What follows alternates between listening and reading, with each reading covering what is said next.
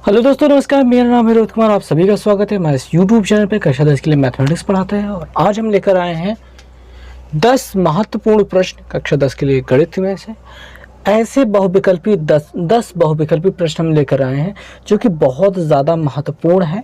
हर एक चैप्टर से कुछ जो इम्पोर्टेंट क्वेश्चन है बहुविकल्पी वाले उनको उठाया है हमने, और इन क्वेश्चन को अगर आपने पढ़ लिया तो आपके जो शुरुआती 6 नंबर होते हैं बहुविकल्पी प्रश्न, उसमें ये आने ही आने हैं, एकदम फिक्स है, पक्का है, ज़रूर आएंगे। तो अगर इन क्वेश्चंस को आपने पढ़ लिया, इन 10 क्वेश्चन को पढ़ लिया, तो आपके लिए शुरुआत के जो 6 नंबर है और उसके बाद जो दूसरा प्रश्न होता है जिसमें 4 क्वेश्चन आते हैं 1 नंबर वाले एकदम छोटे से, वो भी यानी कि शुरू के 10 क्वेश्चन हैं 10 नंबर के, वो आपके फिक्स हो जाएंगे। आपको ज़रूर ये क्वेश्चन नहीं आएंगे तो इससे रिलेटेड जुड़े हुए क्वेश्चन ज़रूर आएंगे, और आपका आसान मतलब वो क्वेश्चन जो शुरू के 2 क्वेश्चन है बहुत ज़्यादा आसान हो जाएंगे। और शुरू के 2 क्वेश्चन अगर आपने पहला बहुविकल्पी वाला और अति लघुत्तरी प्रश्न वाला अगर शुरू में आपने अच्छा कर लिया तो चेक करने वाला जो टीचर होता है उस पर इम्प्रेशन अच्छा पड़ता है, और उसके बाद फिर अगर आपने थोड़ी बहुत गलती कर भी दी तो पर भी पूरे नंबर दे देता है। तो चलिए आइए शुरुआत करते हैं आज के शानदार वीडियो की। तो पहले क्वेश्चन के साथ शुरुआत करते हैं। यहाँ पे पहले ही जो हमारे पास वास्तविक संख्याएं जो चैप्टर है उसमें से एक क्वेश्चन हमने लिया है। क्वेश्चन है 2 की घाते 3 गुणित 3 गुणित 5 तथा 2 की घाते 3 गुणित 3 का लासा ज्ञात कीजिए। अब आइए समझते हैं भाई, यहाँ पे ये जो हिस्सा मिला है ये एक अलग संख्या है, ये एक अलग संख्या है, और भाई ये गुणे के रूप में दिया गया है। इसको गुणा करने के बाद गुणनफल के रूप में कुछ एक बड़ी सी गिनती प्राप्त होगी, वो एक संख्या है और इनका हमको लासा निकालना है। और अगर आपको लासा दिया जाएगा, कोई एक संख्या ले ली जाए जैसे 35 या फिर 40, ऐसे 2 संख्या ले ली जाए, इनका जब भी लासा निकालना होगा, आपको जब निकालना होगा तो इसका फैक्टराइजेशन करने के बाद जो 35 मिलता है तो 5 सत्ते 35 होता है, तो 5 गुणित 7, 5 सत्ते 35, 7 मिल जाएगा। और 40 का जब गुणा करेंगे तो 40 में क्या मिल जाएगा, 2 गुणित 2 गुणित 5, 5 दूनी 10 दूनी 20, अभी एक ही और 2 चाहिए, 2 गुणित 5। आप जब फैक्टराइजेशन करेंगे तो इस प्रकार से मिलेगा। अब यहाँ पे ये जो हिस्सा लिखा गया है, यहाँ पे 2 3 बार मिल रहा है, तो इसको ऐसे लिखना चाहिए 2 की घाते 3 गुणित 5। अगर आप इस रूप में लिख करके करते हैं तब ये बहुत शानदार हो जाएगा, और देखने में भी अच्छा लगता है, ये बहुत ज़्यादा अच्छा लगता है, और हल करते वक्त तो और भी आसान हो जाता है। तो भाई अगर आपको लासा निकालना है तो आप क्या करेंगे, लासा जब निकालते हैं तो हमको इन गिनतियों में से सभी गिनतियों की बड़ी घातें लेनी होती है। क्या लेनी होती है? बड़ी घातें। जैसे यहाँ पे 2 नहीं दिखाई दे रहा, यहाँ पे 2 दिखाई दे रहा है, 2 की बड़ी घात कितनी है? 3 है, तो 2 की बड़ी घात 3 हमने ले लिया। और 5 मिल रहा है, 5 की घात यहाँ पे 1 है, 5 की घात यहाँ पे 1 है, तो 5 की घात 1 ही लेनी है, बड़ी घात 1 ही बची है। 7 की घात यहाँ पे 0 है, यहाँ पे 7 दिखाई नहीं दे रहा, तो यहाँ पे कितनी रही होगी घात? यहाँ पे घात रही होगी 0। 7 की घात क्या रही होगी? 0। अब जब 7 की घात 0, यहाँ पे 7 की घात 1 है, बड़ी घात क्या है? 1, तो हमको 7 की घात 1 ले लेना है। अब इन गिनतियों को हमको गुणा करा लेना है, गुणा कराने के बाद हमको तुरंत लासा मिल जाएगा। तो आपको पता होना चाहिए कि लासा लेने के लिए कौन सी घात लेनी होती है? बड़ी घात लेनी होती है। और मासा लेने के लिए क्या लेना होता है? मासा अगर निकालना है तो हमें छोटी घात लेनी होगी। क्या लेनी होगी? छोटी घात लेनी होगी। छोटी घात कैसे? इन दोनों गिनतियों में, संख्याओं में 35 और 7 में देखिए 5 की घाते 1, 5 की घाते 1, यही बड़ी की घात भी है, यही छोटी भी घात है, और यहाँ पे मासा बराबर हमको क्या मिल जाएगा? वो 5 मिल जाएगा। 7 की घाते यहाँ पे 1 है, यहाँ पे 7 की घाते 0, 7 दिखाई नहीं रहा, दोनों में मिल नहीं रहा है, तो इसको लिखने की जरूरत नहीं है। 7 की घात 0 है, बात खत्म हो गई है। 2 की घाते 3 यहाँ पे है, 2 की घाते यहाँ पे कुछ भी नहीं है, 0 है, तो हमें छोटी घात लेनी है, यानी 2 की घात 0, यानी कुछ नहीं लेना है, यानी कि नहीं लेना है, तो यही अपना 5 क्या हो जाएगा? मासा हो जाएगा। तो इस प्रकार से सवालों को हल किया जाता है। फिलहाल आते हैं इस सवाल में। इस सवाल को हल करने के लिए हमें कैसे करना होगा? यहाँ पे हमको प्रश्न में एक संख्या दिखाई दे रही है, वो संख्या क्या है? 2 की घाते 3 है, 3 है और 5 है, और यहाँ पे 2 की घाते 3 गुणित 3 दिखाई दे रहा है। अब हमको इसका लासा निकालना है। लासा निकालना है तो हम मिलाएंगे, पहले 2 की घाते 3 दिखाई दे रहा है, 2 की घाते 3 दिखाई दे रहा है, दोनों में घाते बराबर है, तो यही अपनी बड़ी घात है। लासा निकालना है तो बड़ी घात बराबर, देखिए लासा बराबर क्या हो जाएगा? 2 की घाते 3, बड़ी घात जो लेनी थी हमने ले ली। 3 3 की घात 1 दिखाई दे रहा है, 3 की घात 1 दिखाई दे रहा है, दोनों में एक ही घात है, बराबर है, तो उसको हम लिख लेंगे, यहाँ पे लिख लेंगे कितना, 3 लिख लिया, बस हो गया भाई। और ये 5 की बात आ रही है, यहाँ पे 5 की घात 1 है, यहाँ पे 5 की घात 0, यहाँ पे 5 दिखाई नहीं दे रहा, बड़ी घात क्या है, 1 है, तो 5 को हमको लिख लेना है। तो लासा लेते वक्त बड़ी घात लेते हैं, तो ये हमने लिख लिया। अब इसका गुणा कराते हैं, अब इसका क्या कराते हैं, गुणा कराते हैं। गुणा कराने का भी एक तरीका होता है, एक सामान्य सा तरीका होता है, मुजबानी आप कर सकते हो, नहीं तो कई बच्चे ऐसे कराते हैं, 2 की घात 3 करते हैं, 2 दूनी 4 दूनी 8 करते हैं, 8 त्रिक 24 करते हैं, 24 पंजे करने के लिए उस गुणा भाग करने लगते हैं। मुजबानी करना है भैया, आइए देखते हैं। 2 की घात 3, अब ये रफ आइडिया है भैया, इसको ऐसे लिखा है, इसको रहने देते हैं, एक रफ आइडिया समझ लेते हैं कि हमको कैसे करना होगा इस गिनतियों का, इन गिनतियों का गुणा, इन गिनतियों को गुणा। देखिए 2 गुणते 2 गुणते 2 है, गुणते 3 है, गुणते 5 है, ये क्या है, 2 की घात 3 का मतलब 2 कितनी बार है, 3 बार है। बात को समझना, ये लिखना नहीं है, आप इसको समझो कि ऐसा लिखा गया है, समझ लो बात को। या फिर अगर करना चाहो तो लिख कर भी कर सकते हो, बहुत आसान पड़ेगा, बहुत आसान। देखो कैसे करते हैं, 5 जो दिखाई दे रहा है और जो 2 दिखाई दे रहा है, आपने पढ़ा था ना हर का परिमेयकरण करना, हर का परिमेयकरण नहीं, सॉरी गलती हो गई। जब दशमलव प्रसार हम पढ़ रहे थे तो कितने अंकों पे दशमलव लगेगा, वहाँ पे आपने पढ़ा था कि 2 और 5 को गुणा करने पे कितना मिलता है, 10 मिलता है, यानी कि 10, 1 के बाद 0 मिलता है। तो भैया 5 दुनिया हमने कर लिया 10, इसका एक मिल गया 0, और 3 दुनिया 6 दुनिया 12, उत्तर मिल गया। 120 क्या मिल गया, इन संख्याओं का गुणनफल मिल गया। हमारा लासा कितना है, 120 है। बहुत आसान काम है, ध्यान से समझना। ये 2 की घात 3 का हमने ऐसे लिख लिया, इसका 2 का इसका 5 का गुणा करा लिया, 5 दुनिया 10 हो गया, जो कि 0 बढ़ाएगा, और 3 दुनिया 6 दुनिया 12 लिख दिया, 12 के पीछे एक 0 लगा दिया, ये हो गया इनका गुणनफल। बहुत आसान, मुजबानी हो जाएगा, यहीं से देख करके कर सकते हो कि यहाँ पे 2 की घात 3 दिखाई दे रहे, एक गिनती छोड़ दिया, 1 2 छोड़ दिया, 5 के साथ गुणा करने के लिए, 5 दुनिया 10 करने के लिए छोड़ दिया, यहाँ पे बचा है 2 बार 2, 2 दुनिया 4 होता है, 4 तिहाई 12 होता है। गुणनफल कितना मिल गया, 120 मिल गया। यही हमारा क्या है, लासा हो गया। कौन सा विकल्प सही हो गया, सी वाला विकल्प सही हो गया। ये वाला जो गुणनफल का तरीका, गुणनफल करने का तरीका बताया, गुणा करने का तरीका बताया है हमने, ये वाला हर जगह बहुत बार, मतलब हजारों बार काम आता है। मुझे खुद कई बार ये प्रयोग में आता है, मतलब मैं हमेशा ऐसे ही करता हूँ, ज़्यादातर मामलों में काम बन जाता है। तो चलिए ये वाला क्वेश्चन आपको समझ में आ गया होगा। लासा लेने के लिए बड़ी घात लेनी है, मासा लेने के लिए छोटी घात लेनी है। अगर इसका मासा लेना हो, मान लीजिए अगर हमने इसका मासा लेने की बात आपसे कह दी, आप बता दो भैया इसका मासा कितना होगा, तो आप क्या बताओगे। 2 की घात 3 दिखाई दे रहा है, 2 की घात 3 दिखाई दे रहा है, यही बड़ी घात भी है, यही छोटी घात भी है, तो हमको ले लेना है 2 की घात 3, और 3 दिखाई दे रहा है और 3 दिखाई दे रहा है, तो उसको भी ले लेना है। 5 यहाँ पे 1 है, यहाँ पे है, ये नहीं है, तो उसको नहीं लेना है। मासा ले रहा है तो उसको नहीं लेना है। इसका गुणा कैसे करोगे, इसका गुणा कैसे करोगे, इसमें 2 पंचे 10 करने की कोई जरूरत नहीं है, ये नहीं है, कहाँ करोगे, तो करेंगे क्या, 2 दुनिया 4 दुनिया 8, 8 त्रिक 24, ये मुजबानी हो जा रहा है, आराम से हमने कर दिया। और अगर ना हो पाता तब हम सोचते कि क्या किया जा सकता है, आसानी से हो सकता है तो कर दिया, नहीं हो सकता तो नहीं करते, मतलब कुछ ट्राई करते। ठीक, तो ये हो गया पहला प्रश्न। अब चलते हैं दूसरे प्रश्न पर। अगला प्रश्न हमने लिया है 2 चरों वाले रैखिक समीकरण युग्म में से। प्रश्न क्या देखते हैं, कह रहे हैं समीकरणों a1x plus b1y plus c1 बराबर 0 और a2x plus b2y plus c2 बराबर 0 द्वारा निरूपित रेखाओं के समांतर होने का प्रतिबंध है। यहाँ पे चारों विकल्प मतलब 4 विकल्प दिए हैं, चारों में से कौन सा विकल्प सही है। तो चलिए पहले नियम समझते हैं भैया।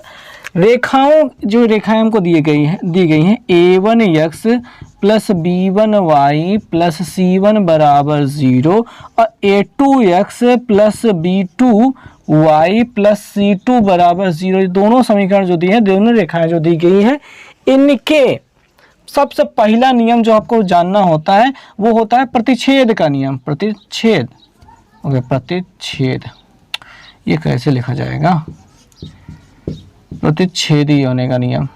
ठीक है, जाने देते हैं, मान लेते हैं, समझ लेते हैं।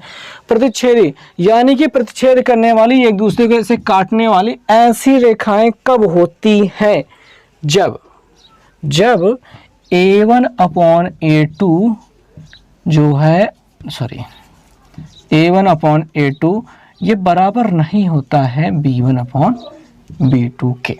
ठीक है। A1/A2 बराबर नहीं होता है B1/B2 के, तब होती हैं प्रतिच्छेदी रेखाएं। दूसरा प्रकार होता है जब A1/A2 बराबर हो जाए B1/B2 के और बराबर नहीं हो C1/C2 के, ऐसी स्थिति में होती हैं समांतर रेखाएं। क्या होती हैं? समांतर रेखाएं। दो रेखाएं ऐसे समांतर जा रही होती हैं। जब A1/A2, पहले तो हमको चेक करना होता है A1/A2 B1/B2 के बराबर है कि नहीं। अगर नहीं है तो कहेंगे प्रतिच्छेदी रेखाएं हैं, एक दूसरे को काट रही हैं, उनके केवल एक हल होंगे। कितने हल होंगे? केवल एक हल होंगे। और दूसरी स्थिति जब A1/A2 बराबर हो B1/B2 के, अब हमसे चेक करेंगे C1/C2 बराबर है कि नहीं है। और अगर बराबर ना मिले तो कहा जाएगा कि ये रेखाएं समांतर होती है। अब इनके कोई हल नहीं होता है, कोई हल नहीं होता है। और तीसरी स्थिति होती है A1/A2 बराबर B1/B2 बराबर C1/C2। अगर ऐसी स्थिति मिल जाती है तो ये रेखाएं कहलाती हैं कैसी? समपाती। कैसी कहलाती हैं? समपाती। यानी एक रेखा के ऊपर ही दूसरी रेखा, जैसे घड़ी में जब 12 बजते हैं, घड़ी में जब 12 बजते हैं तो मिनट की सुई, घड़ी की सुई एक दूसरे के ऊपर होती है, लदी हुई होती है, इसको कहा जाता है समपाती। ऐसे ही दोनों रेखाएं एक समपाती होंगी, एक लाइन के ऊपर दूसरी लाइन होगी, एक रेखा के ऊपर दूसरी रेखा होगी, इसी को कहा जाता है समपाती। और ऐसी स्थिति में A1/A2 बराबर B1/B2 बराबर C1/C2 होगा। ठीक है। तो यहाँ पे समांतर होने की बात कह रही थी। समांतर होने की बात मतलब ये होता है, समांतर होने के बाद मतलब ये होता है। कौन सा विकल्प दिखाई दे रहा है? बी वाला विकल्प। पहला वाला विकल्प किसके लिए है? प्रतिच्छेदी के लिए। तीसरा वाला विकल्प किसके है? समपाती के लिए है। और चौथा विकल्प किसके लिए है? किसी के लिए नहीं है, बस ये भ्रम है। ठीक है। तो यह प्रश्न आपको समझ में आ गया। अच्छा, एक चीज और भी होती है इसी में, वो होती है संगत और असंगत रेखाएं। जो रेखाएं एक दूसरे को मिल रही हो कहीं पे भी, ये ढेर बार मिलती है, ये एक कई बार मिलती है। ठीक है। तो ये दोनों कहलाती हैं संगत, यानी मिल रही हैं। और जो नहीं मिलती हैं वही कहलाती असंगत। और कौन सी रेखाएं नहीं मिलती हैं? समांतर रेखाएं। रेल की दो पटरियां हमेशा समान दूरी पे एक सीध में चलती चली जाएंगी, पर मिलेंगी कभी नहीं। इसी को कहा जाता है असंगत रेखाएं। समांतर है जो असंगत है। तो चलिए आगे वाले पे चलते हैं, अगले क्वेश्चन पे। सो दोस्तों, हम अगला जो प्रश्न देखते हैं, ये द्विघात समीकरण से हमने ये प्रश्न लिया, बहुविकल्पी प्रश्न है। कहा जा रहा है समीकरण 2x² + 5x 2x² + 5x + 4 = 0 के मूल कैसे होंगे? मूल इसके कैसे होंगे? परिमेय बराबर परिमेय आसमान, अपरिमेय काल्पनिक क्या होंगे? आपको अगर नहीं पता है तो थोड़ा सा जानकारी मैं दे दूं। समीकरण ax² + bx + c के रूप में अगर होता है तो विविक्त कर d बराबर क्या होता है? b² - 4ac होता है। d बराबर b² - 4ac होता है। यही विविक्त कर निर्धारित करता है कि मूल कैसे होंगे। ठीक है। तो चलिए बात को समझते हैं। चार स्थितियां बनती हैं। d का मान अगर 0 से बड़ा हो जाए, d का मान 0 से बड़ा हो जाए, जिधर की ओर मुंह खुला उधर की गिनती बढ़े, तो d का मान 0 से बड़ा है और साथ में पूर्ण वर्ग है। क्या है? पूर्ण वर्ग है। पूर्ण वर्ग मतलब 1 मिल जाए, 4 मिल जाए, 9 मिल जाए, 25 मिल जाए, 16 मिल जाए, ऐसे जो किसी गिनती का वर्ग हो। अगर ऐसा मिल जाता है तो जो हमको इसके हल मिलते हैं वो परिमेय मिलते हैं। क्या मिलते हैं? परिमेय मिलते हैं। साथ में असमान होते हैं। क्या होते हैं? वह असमान, यानी कि अलग अलग होते हैं। परिमेय व असमान होते हैं। और d का मान अगर 0 से बड़ा मिल जाए और पूर्ण वर्ग ना हो, क्या हो? पूर्ण वर्ग नहीं हो। ठीक है। ऐसी स्थिति जब बन जाए तो परिमेय, जो मूल मिलेंगे वो परिमेय नहीं रहेंगे। परिमेय नहीं, क्योंकि पूर्ण वर्ग नहीं है तो अंडर रूट बना रहेगा। अंडर रूट बना रहेगा तो क्या हो जाएगा? अपरिमेय। अच्छा, इसको और अच्छे से समझने के लिए सिद्धाचार का सूत्र जो होता है x बराबर -b + (√b² - 4ac, अगर आप जानते रहें, याद रखे रहें, 4ac/2a, अगर इसको याद है तो आप इस चीज़ को बड़ी आसानी से समझ पाओगे। मान लीजिए ये पूरा विविधकर है, d का मान है, और d का मान कोई पूर्ण वर्ग मिल गया, जैसे 1 मिल गया, 25 मिल गया, तो उसका वर्गमूल बड़े आराम से मिल जाएगा। वर्गमूल जब मिल जाएगा तो b में आराम से जोड़ा जा सकता है, आराम से घटाया जा सकता है, अंडर रूट दिखाई नहीं देगा। तो कैसा मिलेगा भैया? एक बार जोड़ोगे, एक बार घटाओगे, दो अलग अलग उत्तर मिलेंगे। इस वजह से लिखा असमान। और अंडर रूट दिखाई नहीं देगा, इसलिए क्या दिखा? परिमेय दिखा। ठीक है। और जब हमने कहा कि पूर्ण वर्ग नहीं है तो d का मान जो निकाला है पूर्ण वर्ग नहीं है, ऐसा मिल जाए 3 मिल जाए 4 नहीं 5 मिल जाए तो जिसका वर्गमूल ना निकाल सके तो उसको क्या दिखाई देगा, अंडर रूट दिखाई देगा ना। जब अंडर रूट दिखाई देगा तो कहेंगे अपरिमेय, और वो अंडर रूट वाली गिनती एक बार जुड़ेगी, एक बार घटेगी, एक बार प्लस के साथ रहेगी, एक बार माइनस के साथ रहेगी। तो ऐसी स्थिति में उत्तर तो अलग अलग मिलने वाले हैं, असमान मिलने वाले हैं, ठीक है, अलग अलग मिलने वाले हैं। और डी का मान 0 के बराबर हो जाए, डी का मान 0 के बराबर हो जाए, यानी ये पूरा मटेरियल अगर 0 हो गया तो 0 का वर्गमूल 0 होता है। 0 का उसमें जोड़ोगे तब पर भी वही उत्तर मिलेगा, घटाओगे तब पर भी वही उत्तर आएगा, बदलेगा नहीं उत्तर। उत्तर क्या है, अलग अलग नहीं होने वाले हैं। तो जब d का मान 0 हो जाए तो उत्तर क्या होते हैं, परिमेय होते हैं, क्योंकि अंडर रूट तो दिखाई नहीं दे रहा है, परिमेय होंगे और समान होंगे, बराबर। ये जो पहला वाला विकल्प दिखाई दे ऐसा होंगे, क्या होंगे भैया, परिमेय और वह बराबर होंगे। कब होंगे, जब d का मान 0 हो जाएगा। और मान लीजिए d का मान क्या हो गया, वो छोटा हो गया, 0 बड़ा हो गया, 0 से छोटा हो गया, d का मान 0 से छोटा हो गया। 0 से छोटा होने का मतलब यहाँ पे माइनस ऋणात्मक वाली माइनस वाली गिनती मिल गई। यहाँ पे अगर माइनस गिनती मिल गई, -1 मिल गया, तो -1 का वर्गमूल निकाला नहीं जा सकता, ऐसी कोई गिनती पॉसिबल नहीं है। इनको कहा जाता है काल्पनिक संख्या। ये अगर अंडर रूट के अंदर माइनस वाली गिनती मिल गई तो क्या कहलाएंगे, काल्पनिक संख्या है। तो मूल कैसे हो जाएंगे, काल्पनिक हो जाएंगे। अब परिमेय अपरिमेय सबकी बातें छोड़ दीजिए, काल्पनिक, काल्पनिक, ठीक है, काल्पनिक हो जाएंगे, सीधे सीधे बात यही होती है। तो यहाँ पे चारों स्थितियां आपने समझ ली। अगर इस सूत्र को आप याद रखेंगे तो बड़े आराम से इसके बारे में तुरंत जान जाएंगे कि क्या हो रहा है, कैसे हो रहा है। आगे बात को बढ़ाते हैं, अपने सवाल पे आते हैं। इस प्रश्न में जो हमें ए मिल रहा है वो ये है, बी मिल रहा है ये है, सी मिल रहा है ये है, डी का मान निकालते हैं। तो प्रश्न के लिए डी का मान निकाल रहे हैं, बी स्क्वायर यानी कि 5 स्क्वायर माइनस 4ac, माइनस लगाया 4 लगाया, ए का मतलब 2 लगाया और सी का मतलब 4 लगा दिया, ठीक है। 5 × 25 होता है, 25 लिख दिया, 4 × 16, 16 तो नहीं है, 32 हो रहा है। और 25 में 32 घटाने पे कितना मिलता है, वो मिलता है -7। 32 में 25 घटा दो भैया, 7 मिल जाएगा, 12 5 या 7, ठीक है। -32 बड़ा है इसलिए -7 हो गया। अब डी का मान क्या हो रहा है, डी का मान कैसा मिल रहा है, डी का मान 0 से छोटा मिल रहा है, ऋणात्मक संख्या मिल रही है, माइनस वाली गिनती मिल रही है। तो मूल कैसे होंगे, मूल कैसे होंगे, मैंने आपको बताया ना कि काल्पनिक होंगे। कौन सा विकल्प सही हो जाएगा, डी वाला विकल्प सही हो जाएगा। प्रश्न समझ में आया, तरीका समझ में आया, ये याद करने का तरीका समझ में आया, यहीं से देखना है, सारी चीजें तुरंत समझ में आ जाएगी। मतलब समझो ना भाई, समान असमान जो लिखा गया है, ठीक है, यहाँ पे समान लिखा जाएगा। समान असमान का मतलब क्या, दो अलग अलग उत्तर मिले तो असमान, एक जैसा मिले तो समान, ठीक है। और अगर अंडर रूट के साथ दिखाई दे तो अपरिमेय, अंडर रूट ना दिखाई दे तो परिमेय, और अंडर रूट के अंदर अगर माइनस वाली गिनती मिल जाए तो काल्पनिक। पूरा बात समझ में आ गई नहीं। अगर बात को समझोगे कि परिमेय अपरिमेय, समान असमान और काल्पनिक किसे कहते हैं, तो ये भी समझ में आएगा, वो भी समझ में आएगा, ये भी समझ में आएगा, सब कुछ समझ में आएगा। चलो नेक्स्ट क्वेश्चन पे चलते हैं। सो दोस्तों, जो नेक्स्ट क्वेश्चन हम लेकर आए हैं वो है निर्देशांक ज्यामिति से, बहुत ही ज़्यादा महत्वपूर्ण, बहुत ज़्यादा महत्वपूर्ण है और बहुत आसान भी है। तो x अक्ष से बिंदु 2,3 की दूरी क्या होगी, ये हमको बताना है। तो चलिए बातों को समझते हैं।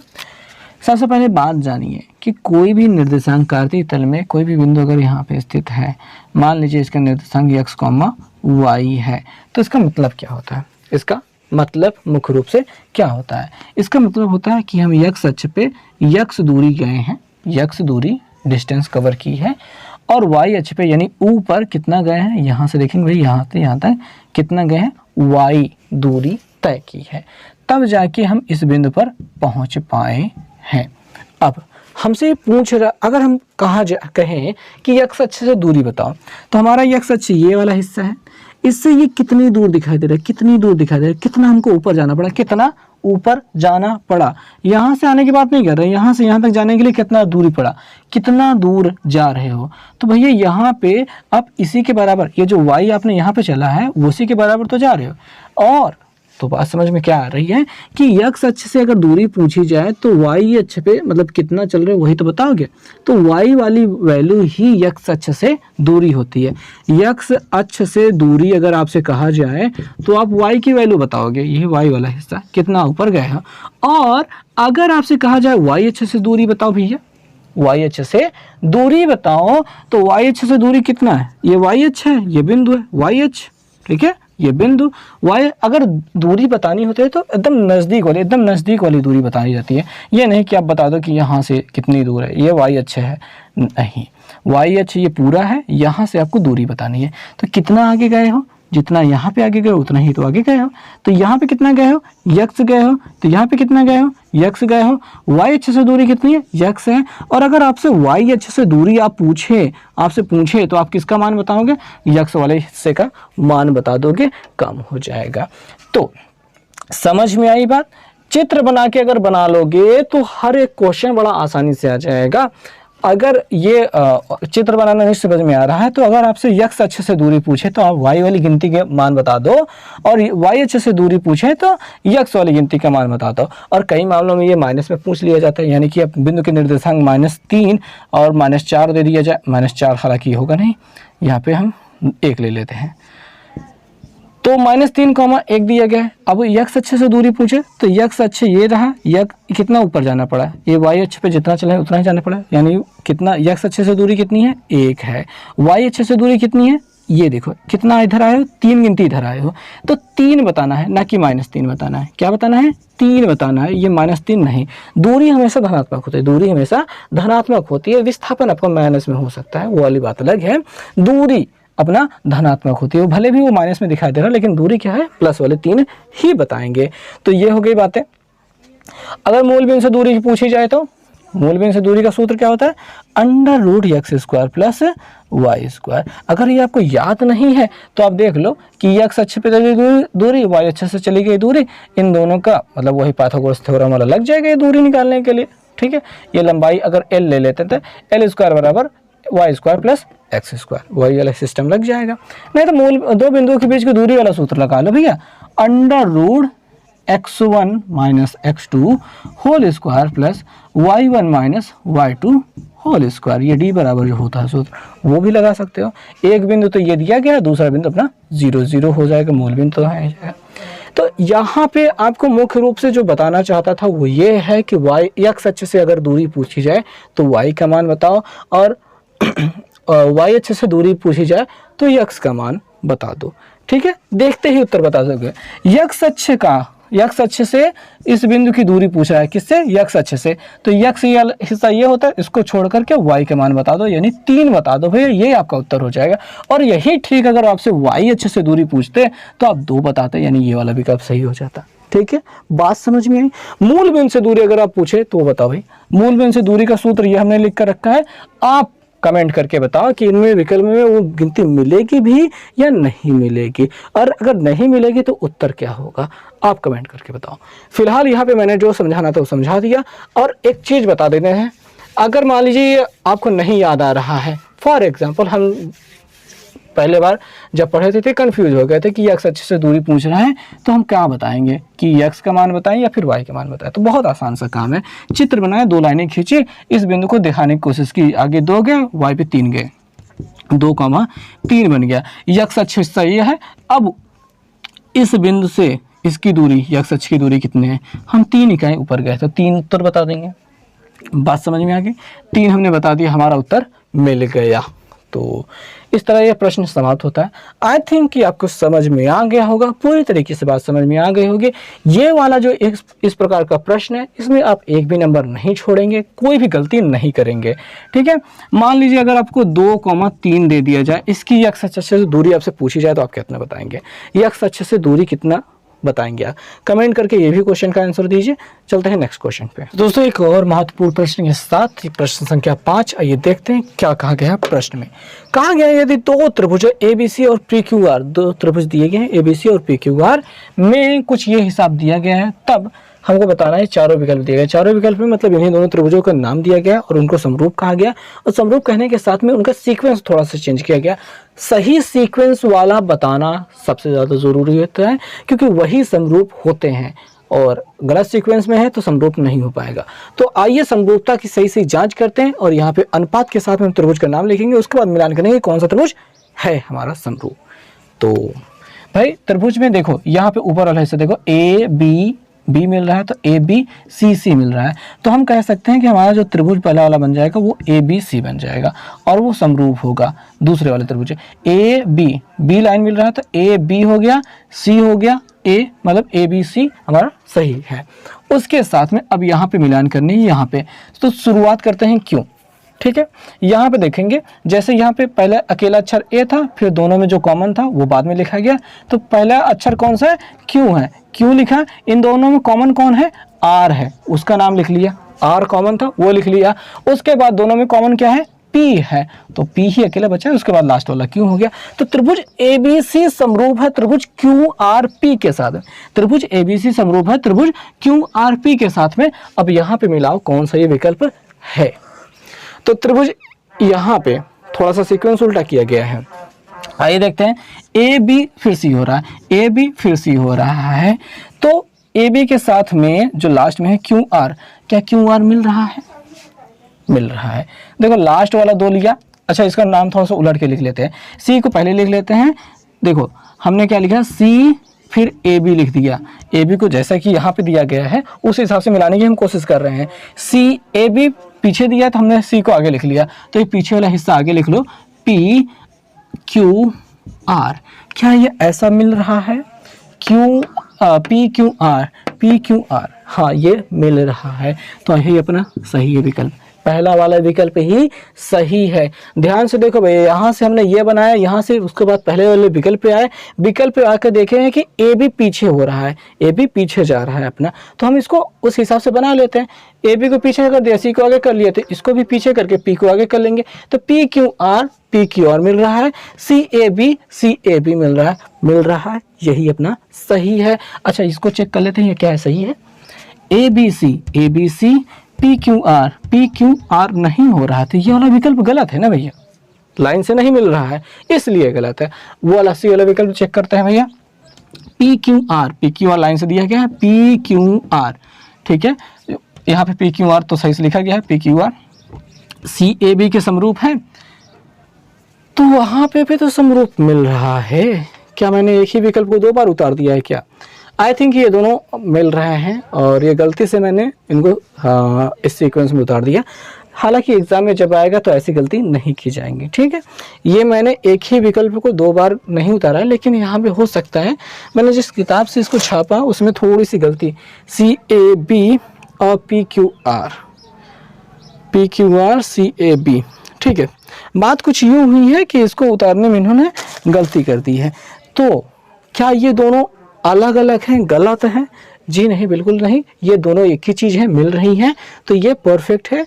तो ये और ये दोनों विकल्प ही सही हैं, ठीक है, ये भी सही है। हालांकि जब भी आपके एग्जाम में आएगा तो कभी भी ये विकल्प ऐसे मैच नहीं हो रहे होंगे, और अगर गलती से मैच हो भी जाते हैं तो आप कोई भी विकल्प लगा दो, आपको नंबर दे दिया जाएगा। हालांकि ये जो गलत हो रहा है ये भी अगर आपने लगा दिया तब पर भी आपको नंबर दे दिया जाता है, या फिर नंबर हटा दिया जाता है, लेकिन नॉर्मली नंबर दे दिया जाएगा। तो अगर ऐसी गलती होती है तब तो हम थर्ड वाला जो लास्ट वाला विकल्प है वो चेक कर लेते हैं, क्या ये सही हो रहा है। पी क्यू आर तो यहाँ पे हमने बना के रखा है, क्या ये सी ए बी की भांति है? सी ए बी की भांति नहीं है, तो ये वाला विकल्प गलत है। तो कन्फ्यूज़न आपका क्लियर हुआ कि नहीं? कंफ्यूज ना होइएगा कि भैया ये और ये विकल्प मिल रहे हैं, अगर एग्जाम में से आ जाए तो कौन से विकल्प में लगाएंगे, परेशान होने की कोई बात नहीं है। अगर ऐसा हो जाता है तो आप कोई भी विकल्प लगा दीजिए, आपको नंबर मिल जाएगा, ठीक है। तो ये रही बातें खत्म। क्वेश्चन, नेक्स्ट क्वेश्चन ले आए हैं स्पर्श रेखा से। स्पर्श रेखा आप जानते हैं भाई, बात समझ लो, एक वृत्त है, वृत्त के बाहर स्थित कोई एक बिंदु है, यहाँ से कितनी स्पर्श रेखाएं डाली जा सकती हैं? मैक्सिमम 2। और भैया यहाँ पे एक स्पर्श रेखा इसे डाल दो, ओ खराब हो गई, तो ऐसे डाल देते हैं, ये अच्छी गई है। अब ये इसका केंद्र हो गया सेंटर O, इसको ऐसे मिला दो और इसको ऐसे मिला दो। बाह्य बिंदु हम P ले लेते हैं, ये स्पर्श बिंदु A ले लेते हैं। स्पर्श रेखा त्रिज्या के साथ 90 अंश का कोण बनाती है। क्या होती है? 90 अंश का कोण बनाती है, लंब होती है। लंब होने पर पाइथागोरस प्रमेय लग जाएगा क्योंकि सामने वाली भुजा कर्ण हो जाएगी। तो यहाँ पे जो OP दिखाई दे रहा है, ये OP अपना कर्ण है, बराबर OP स्क्वायर बराबर OA square plus OAP square, ये हिसाब बन जाता है। स्पर्श रेखा जब भी डाली जाएगी तो केंद्र से उस बाह्य बिंदु की दूरी ये जो होता है ये कर्ण हो जाती है और इसमें ये वाला फार्मूला सीधे सीधा पाइथागोरस प्रमेय लग जाता है और वही प्रमेय हमको यहाँ पे लगाना है। प्रश्न हम पढ़ते हैं, क्या जा रहा है कि एक बिंदु Q से एक वृत्त पर स्पर्श रेखा की लंबाई 24 है। तो बाह्य बिंदु हमारा जो है वो Q है, उससे स्पर्श रेखा जो डाली गई है उसकी लंबाई कितनी दिखाई दे रही है? 24 सेंटीमीटर है। और Q की केंद्र से दूरी 25 सेंटीमीटर है। Q की केंद्र O से जो दूरी है वो 25 सेंटीमीटर है। ऐसे में वृत्त की त्रिज्या याद करो, यानी ये जो R दिखाई दे रहा है इसका मान हमको ज्ञात करना है। और अगर आपने याद करके रखा है 24 25 के साथ में क्या उत्तर आता है? 7 आता है, तो आप तुरंत लगा दोगे। और नहीं आता है तो चलो और हल करके देख लेते हैं भाई, उसमें कौन सी बड़ी बात है।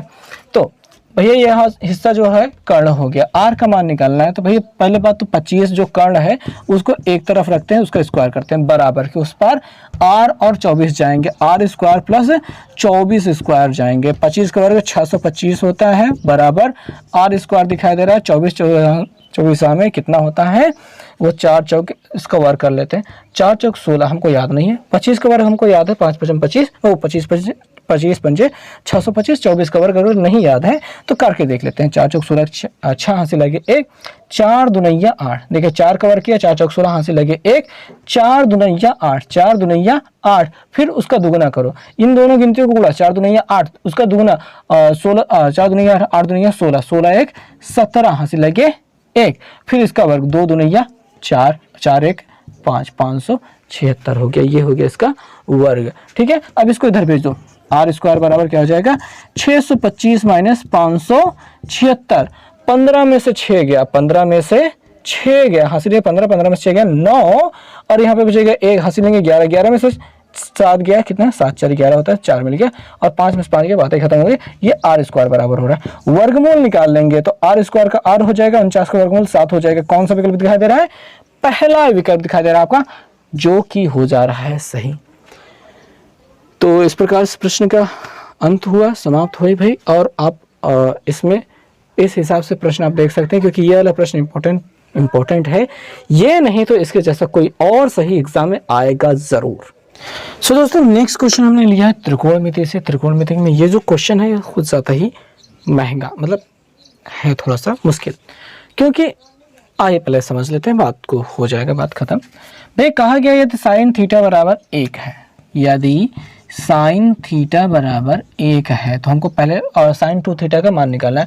साइन 2 थीटा का मान हम तब निकाल पाएंगे, ये 20 नहीं है, 2 थीटा है, यही वाला थीटा वहाँ पे लिखा गया है, तब निकाल पाएंगे जब हमको थीटा का मान मालूम होगा। तो यहाँ पे आते हैं, साइन थीटा बराबर 1 दिया है, साइन में किसका मान 1 होता है? अगर आपको याद है तो अच्छी बात है, अगर नहीं याद है तो मैंने आपको पहले ही बता के रखा है कि साइन की वैल्यू अगर निकालनी है तो 0 का मान देखिए 30, 45 और 60 और 90, ये मान हमको निकालना आता है। कैसे निकालेंगे? 0 शुरू कर देंगे, 0 1 2 3 और 4, 4 आ गए तो बटे में 4 लगा देंगे सभी के, और ये बटे में हमने सभी के बटे में 4 लगा दिया, और उसके बाद वर्गमूल निकाल लेंगे। उसके बाद हम निकाल लेंगे सबका वर्गमूल। जब 0/4 है, 0 में 4 से भाग किया 0, 0 का जब वर्गमूल निकालेंगे तो साइन 0 का मान कितना मिल जाएगा? 0। क्या यहाँ पे 0 मतलब ठीक है, पहले पूरी लिस्ट बना लेते हैं। 1 का वर्गमूल 1 होता है, 4 का वर्गमूल 2 होता है, साइन 30 का मान कितना हो गया? 1/2 हो गया। यहाँ पे 2 से काटेंगे 1 मिल जाएगा, यहाँ पे मिल जाएगा 2, 1 का वर्गमूल 1 हो जाएगा, 2 का वर्गमूल √2, 3 का वर्गमूल नहीं निकलेगा, √3 हो जाएगा, 4 का वर्गमूल कितना हो जाएगा? 2, और 4 से 4 पूरा कट गया, बचा 1, 1 का वर्गमूल कितना हो गया? 1। तो हमको यहाँ पे समझ में आ रहा है साइन 90 का मान होता है 1, साइन 90 का मान होता है 1। तो 1 साइन में किसका मान होता है? साइन 90 का। तो ये किसका हो गया? साइन 90 हो गया, और यहाँ पे साइन थीटा हो गया, साइन से साइन कैंसिल हो गया, थीटा बराबर क्या हो गया 90 अंश हो गया। साइन 2 थीटा का मान हमसे पूछ रहा था, साइन 2 थीटा का मान हमसे पूछ रहा है, तो हम क्या निकालेंगे 2 × 90 कर देंगे। थीटा की वैल्यू कितनी मिल गई 90 मिली है, 90 रख देंगे, 90 दूनी 180 यानी साइन 180 अंश।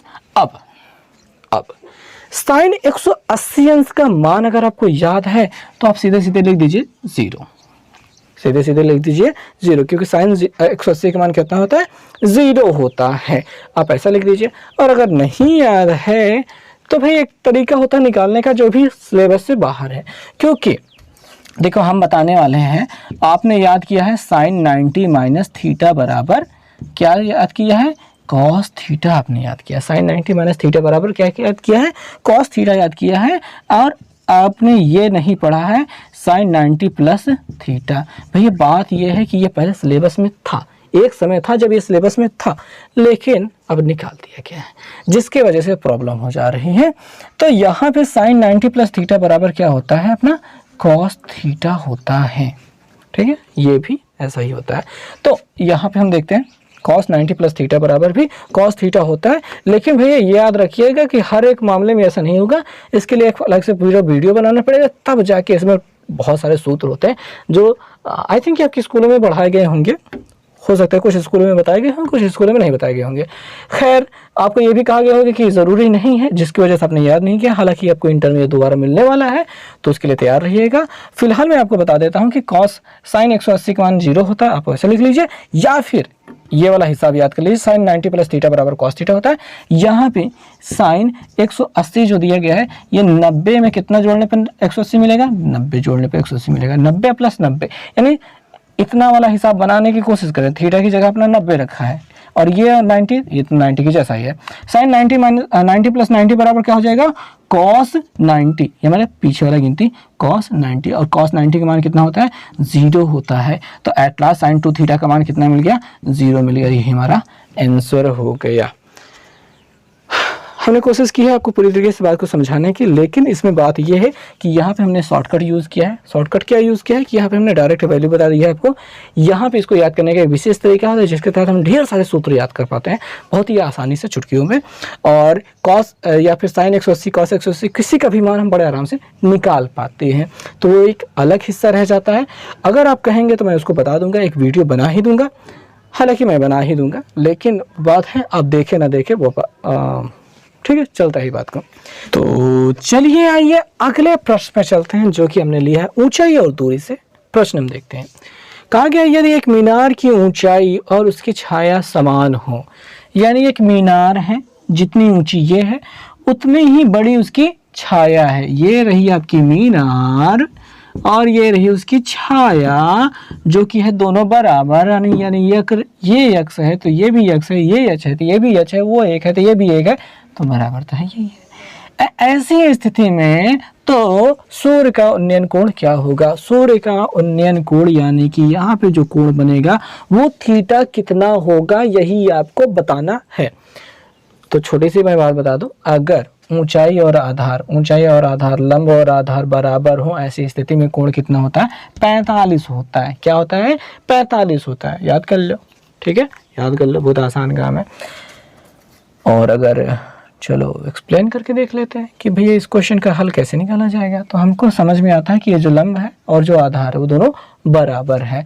यक्स वक्स नहीं लिखना चाहते हो तो हटा दो दुनियादारी, आप बस ए बी सी लिख लो।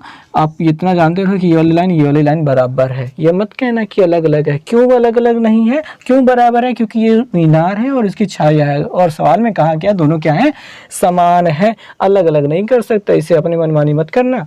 तो लंब और आधार किस में आते हैं? सिंपल सी बात है, टैन में आते हैं। टैन थीटा बराबर लंब कितना है BC है, या फिर कह लो यक्स है, और आधार कितना है वो भी यक्स है, दोनों ही यक्स है। यक्स यक्स कट गया, कितना मिल गया 1। टैन थीटा बराबर 1। टैन में किसका मान 1 होता है? टैन में किसका मान 1 होता है? टैन 45 का मान 1 होता है। किसका मान होता है? टैन 45 का मान रट डालो भैया। टैन 0 का मान 0 होता है। टैन 30 का मान 1/√3 होता है। टैन 45 का मान 1 होता है। टैन 60 का मान √3 होता है, और 90 का मान अपरिभाषित होता है। तो tan 45 का मान कितना होता है, 1 होता है। तो 1 का मान कितना हो गया, tan 45 हो गया। यहाँ पे क्या दिखाई दे रहा है, tan थीटा हो गया, tan से tan कैंसिल, थीटा बराबर कितना हो गया, 45 अंश। यही है सूर्य का उन्नयन कोण। कौन सा विकल्प सही हो रहा है, डी वाला विकल्प सही हो रहा है। याद रखना, जब भी लंब और आधार बराबर हो कोण 45 बनेगा, और अगर 45 अंश का कोण बन रहा है तो लंब और आधार बराबर होंगे। ठीक है, अगला जो प्रश्न है, प्रश्न संख्या 9 लेकर आए हैं। परिमाप परिधि क्या है भाई, देखते हैं। यदि किसी वर्ग का परिमाप वृत्त की परिधि के बराबर है तो उसके क्षेत्रफलों, उनके क्षेत्रफलों का अनुपात ज्ञात कीजिए। यानी दो चीजें हैं, एक तो अपने पास वर्ग है, ओ खराब हो गया ये, अभी कुछ वर्ग जैसा लग रहा है। दूसरा है वृत्त। इन दोनों का जो, इसका जो परिमाप है और इसकी जो परिधि है वो दोनों क्या है, बराबर है। तो इसका वर्ग का परिमाप क्या होता है, 4 गुणित भुजा, यानी 4a हम कह सकते हैं, डायरेक्ट 4a लिखते हैं। वृत्त की परिधि क्या होती है, 2 पाई r ये होती है। और काट सकते हो, 2 एक 2, 2 दूनी 4। 2a बराबर पाई का मान 22/7 रख दो, r दिखाई दे रहा है, 2 से इसको काट दो, 11 मिल जाएगा। r को नीचे भेज दो, a/r बराबर 11/7 दिखाई दे रहा है, r नीचे आ गया और ये तो कटेगा, 11/7 दिखाई दे रहा है। क्या ये अनुपात दिखाई दे रहा है? आप कहोगे सर ये अनुपात क्यों निकाला भाई, ये तो उत्तर में कहीं दिखाई नहीं दे रहा। भाई उनके क्षेत्रफलों का अनुपात हमसे पूछा जा रहा है, ना कि इनका अनुपात पूछा जा रहा है, उनकी त्रिज्या और उनकी भुजा का अनुपात। ये तो हमने निकाला है ताकि हम इसका प्रयोग कर सके। आइए देखते हैं क्या कहा गया है कि उनके क्षेत्रफलों का अनुपात ज्ञात कीजिए। तो किसका अनुपात निकालना है, क्षेत्रफलों का। किनके क्षेत्रफलों का, पहले वर्ग दिया गया है, पहले वर्ग का नाम दिया गया है, तो पहले वर्ग का क्षेत्रफल रखेंगे a²। ठीक है, यहाँ पे हालांकि हमको लिख देना चाहिए वर्ग का क्षेत्रफल अनुपात वृत्त का क्षेत्रफल, यही हमको एग्जैक्टली निकालना है। वर्ग का क्षेत्रफल और वृत्त का क्षेत्रफल का अनुपात निकाला, उनके क्षेत्रफलों का अनुपात। जो जिसका नाम पहले आएगा उसको हम ऊपर लिखेंगे और जिसका नाम बाद में आएगा उसको हम नीचे लिखेंगे। यही अनुपात हमको निकालना है। तो वर्ग का क्षेत्रफल क्या होता है, a² होता है, भुजा स्क्वायर होता है। नीचे वृत्त का क्षेत्रफल क्या होता है, πr² होता है, πr² होता है। ठीक है, अब इसी को हल कर लेंगे, उत्तर मिल जाने वाला है। कैसे करेंगे, देखिए भाई, पहले बात तो पाई के मान 22/7 रखेंगे, 22 नीचे रहेगा, 7 ऊपर चला जाएगा, ऐसा कुछ हो जाएगा। और गुणते a/r है, a²/r² है, तो a/r का होल स्क्वायर। अगर आप ऐसा करना चाहें तो आप ऐसा कर सकते हैं, और ये बेहतरीन है, इसमें गलत कुछ नहीं है, और ये सवाल ऐसे ही जाएगी। ठीक है, a/r होल स्क्वायर हो जाएगा। अच्छा, नीचे का हल करते हैं, तो 7/22 ऐसे ही रहेगा, गुणते 1/r। a/r का मतलब क्या मिल गया, 11/7। 11/7 मिल गया, घाते 2 है तो 2 बार लिखेंगे। फिलहाल यहाँ पे 22/7 है, 11/7 गुणते 11/7 लिखना पड़ेगा, हमको 2 बार लिखना पड़ेगा, क्योंकि भाई घाते 2 था तो ऐसा लिखना पड़ेगा। एक साथ से एक साथ कर दिया, 11 दूनी 22 हो जाएगा। ऊपर मिल रहा है 11 अकेले, नीचे मिल रहा है 7 दूनी 14, तो अनुपात कितना मिल रहा है, 11/14। और ये कौन सा विकल्प दिखाई दे रहा है, 11/14, पहला वाला ही विकल्प दिखाई दे रहा है। और इस प्रकार से इस प्रश्न का उत्तर मिल गया है।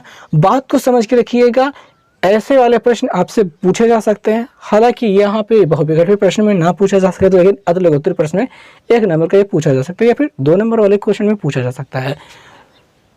तो ये प्रश्न हल हो गया, बहुत ही आसान प्रश्न था। आई थिंक आपको समझ में आएगा। अगले वाले प्रश्न पे चलते हैं। लास्ट क्वेश्चन है पर बहुत ही ज़्यादा महत्वपूर्ण है। आइए देखते हैं। भैया ये आयतन वाले चैप्टर से हमने प्रश्न लिया है, बहुत ज़्यादा महत्वपूर्ण है। इतना ज़्यादा महत्वपूर्ण ये इसलिए है क्योंकि ये क्वेश्चन आसान बहुत ज़्यादा है, पर करना बहुत मुश्किल हो जाता है कई लोगों के साथ में। तो आइए इस प्रश्न को आसान बनाते हैं। क्वेश्चन को देखते हैं। कह रहे हैं 3 घन जिनकी कोरे क्रमशः 3 सेंटीमीटर, 4 सेंटीमीटर और 5 सेंटीमीटर है को पिघला करके एक घन बनाया जाता है। इस प्रकार बने घन की नए घन की कोर क्या होगी। तो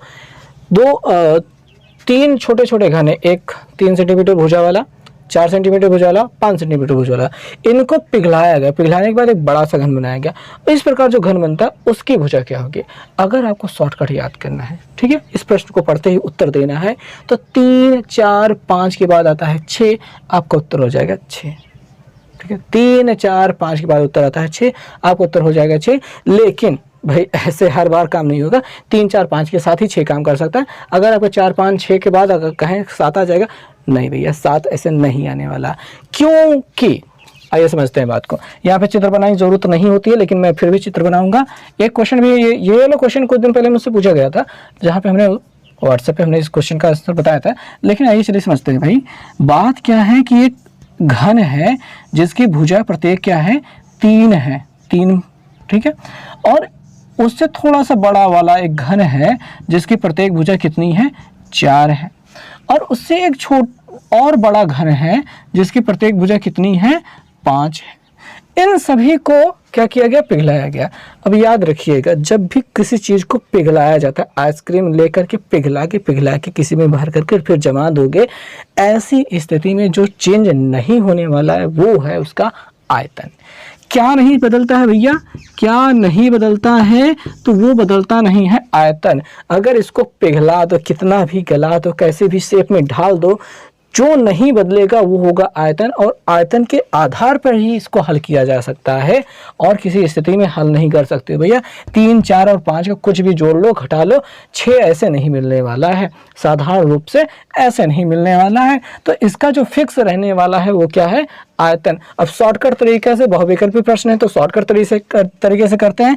3 सेंटीमीटर भुजा वाले घन का आयतन क्या होगा, 3 त्रिक 9 त्रिक 27, 3 त्रिक 9 त्रिक 27, 27 किसका घन होता है, 3 का घन होता है। अब 4 वाले में आ जाते हैं। 4 चौके 16 चौके 64, 4 चौके 16 चौके 64, ये क्या हो गया, इसका घन हो गया।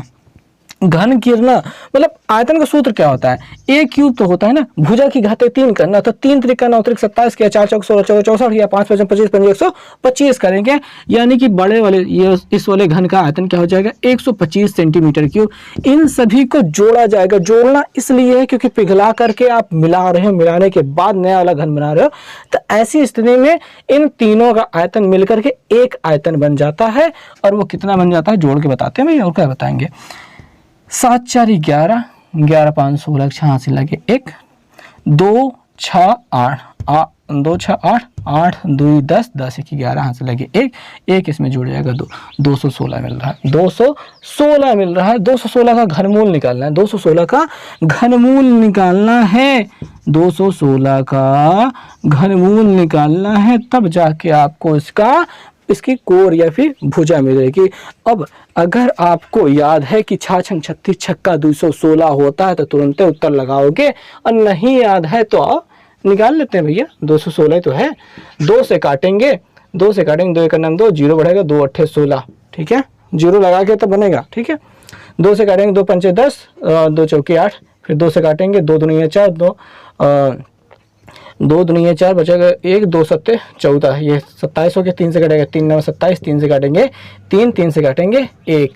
अब यहाँ पे देखो घनमूल निकाल रहे हैं, जोड़ा बनाएंगे, 3 3 को जोड़ा, 3 का जोड़ा बनकर ये तीनों दो मिलकर के एक बार बाहर आएंगे, और ये तीनों 3 मिलकर के एक बार बाहर आएंगे, तो 3 दुनिया क्या मिल जाएगा, 6 मिल जाएगा। 6 सेंटीमीटर क्या हो जाएगा, उस बड़े घन का आयतन हो जाएगा, जो इन छोटे छोटे घनों को पिघला कर मिला कर एक नया घन जो बनाया जाएगा, वो बड़ा वाला जो घन होगा उसकी भुजा कितनी हो जाएगी बच्चों, 6 सेंटीमीटर हो जाएगी।